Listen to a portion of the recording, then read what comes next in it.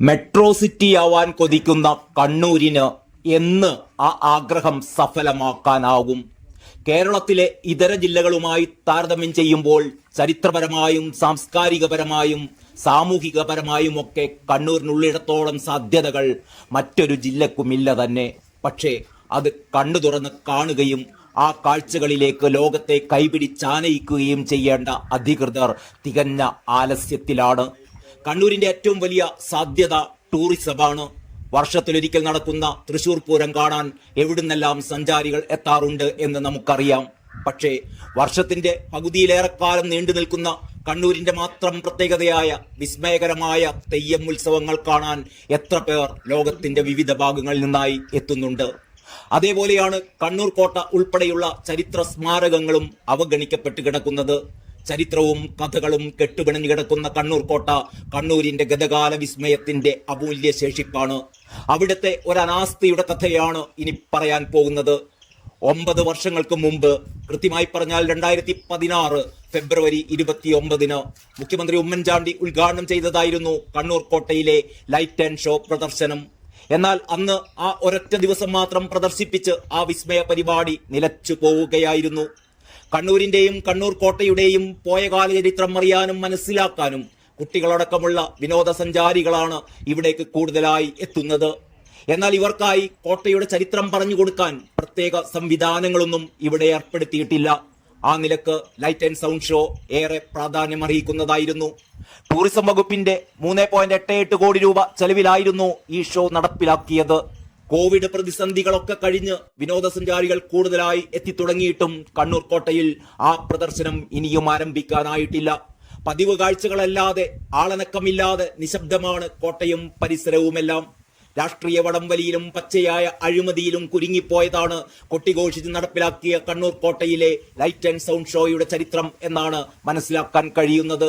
അന്നത്തെ കണ്ണൂർ മണ്ഡലം MLA-ക്കും ഉദ്യോഗസ്ഥന്മാർക്കുമെതിരെ വിജിലൻസ് അന്വേഷണം വരെ നടക്കുകയുണ്ടായി.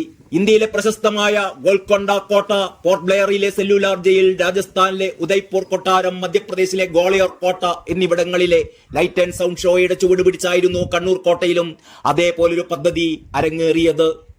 കോട്ടയിലെ പ്രവേശന കവാടത്തിൽ നിന്ന് തുടങ്ങുന്ന നടപ്പാതയിൽ തുറസായ സ്ഥലത്തിനോട് ചേർന്നുള്ള കോട്ടയുടെ ചുമരിൽ വെളിച്ച ശബ്ദ സംവിധാനത്തിലൂടെ ഇംഗ്ലീഷ്, മലയാളം ഭാഷകളിൽ സെയിന്റ് ആഞ്ചലോ കോട്ടയുടെ ചരിത്രം വിവരിക്കുന്നതായിരുന്നു പദ്ധതി. ഒരേ സമയം 250 പേർക്ക് ഇരുന്ന് കാണാവുന്ന ഇരിപ്പിട സംവിധാനവും ഒരുക്കിയിരുന്നു. വൈകുന്നേരങ്ങളിലാണ് ഷോ നടത്താൻ തീരുമാനിച്ചിരുന്നത്.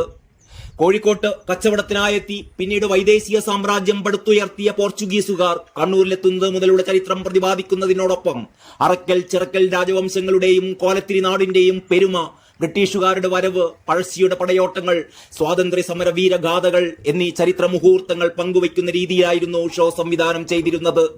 ആധുനിക സജ്ജീകരണങ്ങളായ മൾട്ടിമീഡിയ, സ്കാനിംഗ്, ലേസർ പ്രോജക്റ്റുകൾ എന്നിവ സമർത്ഥമായി വിനിയോഗിച്ചായിരുന്നു അവതരണം. 56 മിനിറ്റ് നീളുന്ന പരിപാടിക്ക് ശബ്ദം നൽകിയിരുന്നത് നടൻ മമ്മൂട്ടിയും നടി കാവ്യ മാധവനുമായിരുന്നു. പക്ഷേ ആ സംവിധാനങ്ങൾ അത്രയും നശിച്ചുകൊണ്ടിരിക്കുകയാണിന്ന്.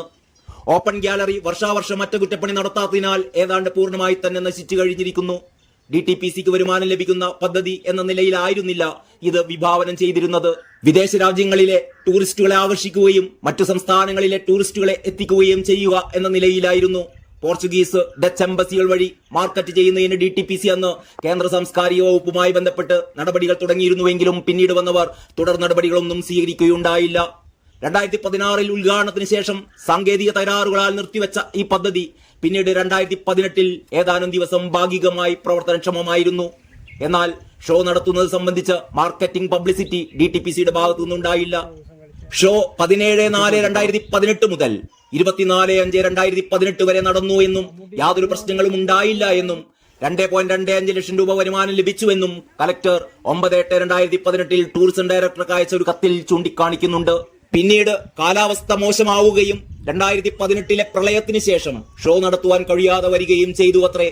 ഷോ നിർത്തിവെച്ചതിന് ശേഷം അവിടെയുള്ള ഷോയുമായി ബന്ധപ്പെട്ട ഗാലറി ഉൾപ്പെടെയുള്ള വസ്തുവകകൾ സംരക്ഷിച്ച് നിർത്തുന്നതിനുള്ള യാതൊരു നടപടികളും DTPCയുടെ ഭാഗത്തു നിന്ന് ഉണ്ടായില്ല. പുരാവസ്തു നിയമപ്രകാരം കോട്ടയിൽ ഓപ്പൺ ഗ്യാലറി മാത്രമേ സാധ്യമാവുകയുള്ളൂ. സൂപ്രണ്ടിംഗ് ആർക്കിയോളജിസ്റ്റ് അയച്ച കത്തിൽ അവരുമായി യാതൊരുവിധ കമ്മ്യൂണിക്കേഷനും ഇല്ലാത്ത DTPCയുടെ അനാസ്ഥ വിവരിക്കുന്നുണ്ട്. MOUയുടെ കാലാവധി 2 വർഷം കഴിഞ്ഞ് പുതുക്കുന്നത് പോലും DTPC അധികൃതർ ശ്രദ്ധിച്ചില്ലത്രേ. ആർക്കിയോളജിയിൽ നിന്ന് അറിയിപ്പ് ലഭിച്ചപ്പോൾ മാത്രമാണ് DTPC അധികൃതർ ഉണർന്നത്. തുടർന്ന് മന്ത്രി കടന്നപ്പള്ളിയുടെ ഇടപെടലിനെ തുടർന്ന് ടൂറിസം വകുപ്പ് സെക്രട്ടറി ഡോക്ടർ വി വേണു കേന്ദ്ര പുരാവസ്തു വകുപ്പുമായി ബന്ധപ്പെട്ട് MOU പുതുക്കുകയും ചെയ്തു. ഷോ നടത്തുവാൻ ഏൽപ്പിച്ച ഏജൻസിയുമായുള്ള കരാർ ഒപ്പിടുന്നതിനുള്ള DTPCയുടെ മെല്ലെപ്പോക്ക് മൂലം 2018 മൺസൂണിന് ശേഷം ഷോ നടത്തുവാൻ കഴിഞ്ഞില്ലെന്ന് മാത്രമല്ല, ഗാലറി ഉൾപ്പെടെയുള്ളവയുടെ അറ്റകുറ്റപ്പണി സമയത്തിന് നടത്താതെ കേടുപാടുകൾ വരികയും ഗാലറിക്ക് ചുറ്റും കാട് പിടിക്കുകയും ചെയ്തു. സർക്കാരിന്റെ ഒരു പദ്ധതിയെ വളരെ ഉദാസീനമായിട്ടാണ് DTPC കണ്ടതെന്ന് സൂപ്രണ്ടിംഗ് ആർക്കിയോളജിസ്റ്റ് 27/8/2019 DTPCക്ക് അയച്ച കത്തിൽ വ്യക്തമാക്കിയിരുന്നു. DTPCക്ക് സ്വന്തമായി നടത്തുവാനുള്ള സാങ്കേതിക പരിജ്ഞാനം ഇല്ല എന്ന് ചൂണ്ടിക്കാട്ടി നടത്തിപ്പിന് ഒരു ഏജൻസി ഏൽപ്പിക്കുകയാണ് പിന്നീട് ചെയ്തത്. പ്രസ്തുത ഏജൻസി ഷോ നടത്തിപ്പുമായി മുന്നോട്ട് പോയപ്പോൾ കോവിഡ് സാഹചര്യം വരികയും ഷോ നടത്താൻ കഴിയാതെ വരികയും ചെയ്തു. പിന്നീട് ആരും ഈ ഷോ പുനരാരംഭിക്കുന്നതിനെ കുറിച്ച് കാര്യമായി ചിന്തിച്ചില്ല എന്നതാണ് ഏറ്റവും ദൗർഭാഗ്യകരമായ കാര്യം.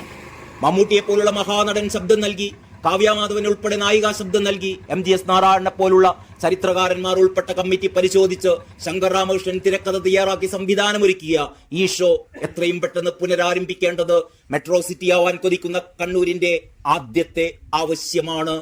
News desk, Kannur mirror.